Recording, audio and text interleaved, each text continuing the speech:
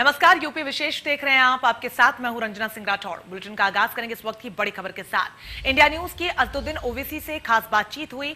AIMIM प्रमुख ओवैसी का बड़ा बयान इस दौरान सामने आया। उन्होंने कहा कि 100 सीटों से ज्यादा पर वो चुनाव लड़ेंगे।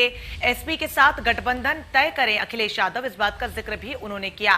तो ये बड़ी खबर आपको बता रहे हैं, जहां पर इंडिया न्यूज की असदुद्दीन ओवैसी से खास बातचीत हुई। इस दौरान एआईएमआईएम के प्रमुख ओवैसी ने बड़ा बयान देते हुए कहा कि 100 सीटों से भी ज्यादा सीटों पर वो चुनाव लड़ेंगे।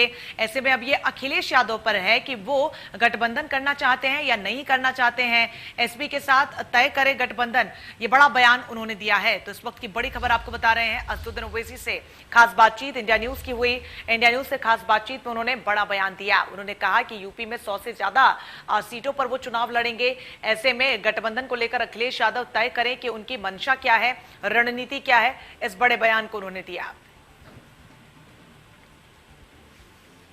तो बड़ी खबर आपको बता रहे हैं, असदुद्दीन ओवैसी से इंडिया न्यूज ने खास बातचीत की। इस दौरान कई पहलुओं पर उन्होंने चुनावों को लेकर टिप्पणी की। तो बड़ा बयान देते हुए उन्होंने कहा कि 100 से ज्यादा सीटों पर चुनाव लड़ेंगे। ऐसे में अखिलेश यादव तय करें कि एसपी को किसके साथ गठबंधन करना है।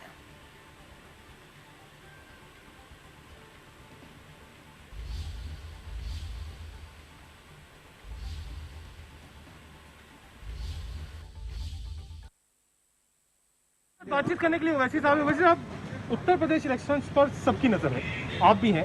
आपका जो पहला स्टेप था, आपने रैलीज करी, लोग आए, लेकिन आपने अलायंस राजभर जी के साथ किया, वो वापस बीजेपी की तरफ चले गए। पहला बैकफुट आपको ओम प्रकाश राजभर साहब के भारतीय संकल्प मोर्चा का हम हिस्सा है। उनका जो बयान आया उस पर हमको ऑब्जेक्शन है कि उन्होंने एमआईएम ताल्लुक से बात कही। ये बिल्कुल सच्चाई और रियलिटी है कि समंदर के जब दो किनारे एक नहीं हो सकते तो एमआईएम बीजेपी कहाँ, ख्वाब में भी नहीं सोचना चाहिए। हमारी राजभर साहब से बात होगी, पर्सनली बात नहीं हुई है। जब होंगी तो हम इनको ये बात मालूम है, क्योंकि उन्होंने अपने स्टेटमेंट के बाद ये भी कहा है, उन्होंने क्लैरिफिकेशन दिया। मगर हम पर्सनली जब तक उनसे बात नहीं करेंगे हम ये नहीं बता पाएंगे आपके सवाल का जवाब देने। मगर जहाँ तक ये सच्चाई है कि बीजेपी को उत्तर प्रदेश सत्ता से हटाना है, इसीलिए हम संकल्प मोर्चा का राजभर साहब के साथ। ठीक है, आपने भी कहा कि इस बार योगी आदित्यनाथ को मुख्यमंत्री नहीं बनने देंगे, काफी वायरल हुआ वो। अखिलेश यादव पूर्व मुख्यमंत्री हैं, समाजवादी पार्टी के नेता हैं, वो कह रहे हैं कि भाई लोग ये तय करें कि उनको बीजेपी से लड़ना है या मुझसे लड़ना है। अखिलेश यादव साहब ये बता दें कि जिला परिषद चुनाव में चेयरमैन के लिए बीजेपी ने कैंडिडेट उनके रिश्तेदार के खिलाफ क्यों नहीं खड़ा किया। अखिलेश यादव ये बता दें कि उन्हीं की एक रिश्ते की बहन बीजेपी ज्वाइन हो जाती है। अखिलेश यादव ये भी बता दें कि उन्होंने 5 साल पहले असेंबली का चुनाव क्यों हारे, 19 का चुनाव क्यों हारे, और फिर इतने बड़े लीडर हैं क्यों हारे। अखिलेश यादव को जिस अंग्रेजी में कहते हैं ना, you should read the writing on the wall. और अगर वो होश के नाखून लेंगे तो उनको सही मानों में अच्छा फैसला दे सकते हैं। इस तरह से कहेंगे भाई आप तो हार गए ना, आप ही की वजह से बीजेपी सत्ता में है।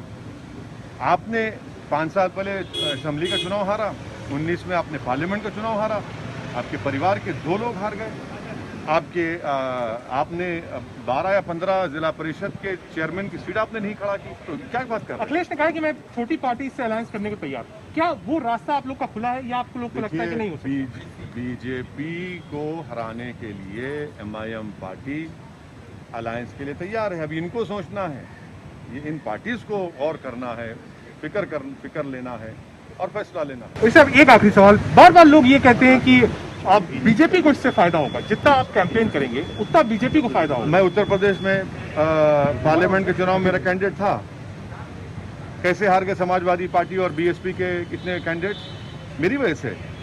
मैं लोकसभा के चुनाव में सिर्फ 3 लोकसभा की सीट पर इलेक्शन लड़ा। हैदराबाद बीजेपी को हराया, हैदराबाद की जनता का शुक्रिया। औरंगाबाद में हमने 21 साल के शिवसेना कैंडिडेट को हराया, औरंगाबाद की आवाम को सलाम। किशनगंज में अख्तरुल ईमान ने 3 लाख वोट हासिल किए, 325 जेडीयू और 350 कांग्रेस के, और सीमांचल जनता को सलाम। अगर ये 3 जगह हम लड़े, 2 पे जीते, 1 पर कांग्रेस जीती, तो कैसा इल्जाम है? तो झूठा इल्जाम है। इस पे सर एक आखिरी सवाल आपसे, लोग कहते हैं कि जो बिहार में नीतीश और मोदी साहब की सरकार बनी है, और सीमांचल जनता को सलाम, अगर ये 3 जगह हम लड़े, 2 पे जीते, 1 पर कांग्रेस जीती, तो कैसा इल्जाम है? तो झूठा इल्जाम है। इस पे सर एक आखिरी सवाल आपसे, लोग कहते हैं कि जो बिहार में नीतीश और मोदी साहब की सरकार बनी है, वो जो अलायंस आपका था, जो वोट आपने लिए 5 विधायक, सुनिए, ये बात आपको आरजेडी के जो एमपीज हैं राज्यसभा के, उनसे पूछिए कि असदुद्दीन ओवैसी ने उनसे आकर पूछा नहीं कि अलायंस आप क्यों नहीं करना चाह रहे। ये बात उन लोगों से पूछिए जो अख्तर अली ईमान ने किशनगंज से एक नहीं दो मरतबा पटना गए, जाकर उन्होंने कहा कि हम अलायंस के लिए तैयार हैं। आप अलायंस के लिए तैयार नहीं थे तो हमने कुशवाहा साहब, बीएसपी उनके साथ उपवाद ने उसमें अलायंस किया और हमने 5 सीट पर कामयाबी हासिल की। लड़ाई कितनी सीटों पर हमने 20 सीट लड़े ना, 5 पे जीते और 9 सीट पर तो ये आपका गठबंधन कामयाब हुआ और हमारे कैंडिडेट का तो उतना वोट भी नहीं था कि वो उनको हरा सके। 6 सीट पर एनडीए जीता, तो किस बात का रोना है। टारगेट यूपी का क्या है? चलिए अब आप अलायंस क्यों नहीं करते? आप किसके साथ ओपन अलायंस करने के लिए? सपा के साथ, कांग्रेस के साथ, बसपा के साथ? बिहार की बात मेरे इसमें तो राहुल गांधी अमेठी हार गए, वो कहाँ है भाई? बहुजन समाज पार्टी? अब अरे ये तो इनको तय करना है ना। आप ओपन अलायंस के लिए? हम तो तैयार हैं, अब इनको तय करना है। नहीं कि तय करेंगे, हम जनता के पास जाएंगे, हम तो इलेक्शन लड़ेंगे, इसमें कोई दो राय कितनी नहीं। सीटों पर उत्तर प्रदेश में आप चुनाव लड़ेंगे? हमारे प्रेसिडेंट शौकत साहब ने कहा है कि हम 100 सीट की इलेक्शन लड़ने की तैयारी कर रहे हैं, क्योंकि 5 साल में अब तक हमने 50 से 55 डिस्ट्रिक्ट पर हमारा संगठन बड़ी अच्छी तरह से मजबूत हुआ है। अभी हम आप देखेंगे इलेक्शन। बहुत शुक्रिया हमसे बातचीत करने के लिए। अब क्या है? Rakesh Tandon, India news.